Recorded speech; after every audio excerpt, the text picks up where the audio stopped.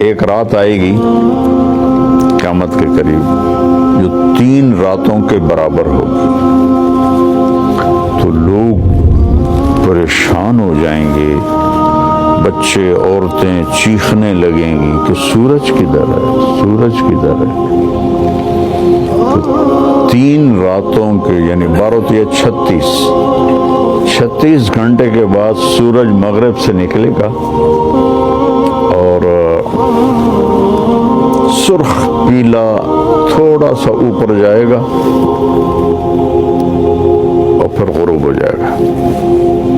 تو شیطان ایک دم سجدے میں گرے گا، کہے گا یا اللہ آج جس کو بھی تو کہتا ہے میں سجدہ کرنے کو تیار ہوں۔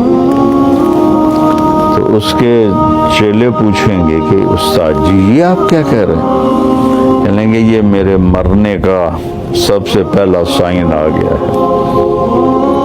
لیکن اس وقت توبہ بند ہو جائے گی۔ جو کفر پر ہے وہ اسلام اس کا قبول نہیں، اور جو توبہ کرنا چاہے اس کی توبہ قبول نہیں۔ پھر تھوڑی دیر کے بعد سورج مشرق سے نکلنا شروع ہو جائے گا۔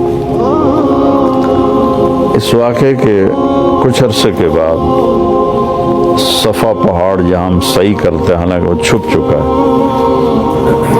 تو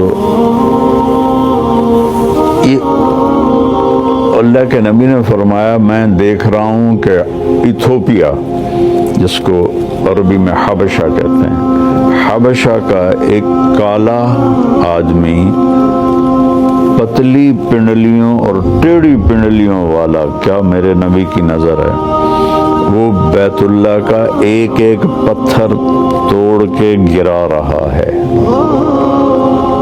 پہلے یہ ہوگا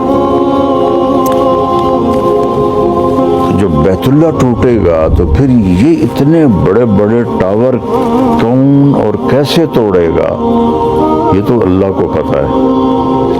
لیکن انہوں نے فلیٹ ہو جانا ہے، یہاں کتے پیشاب کریں گے، میرے نبی نے فرمایا۔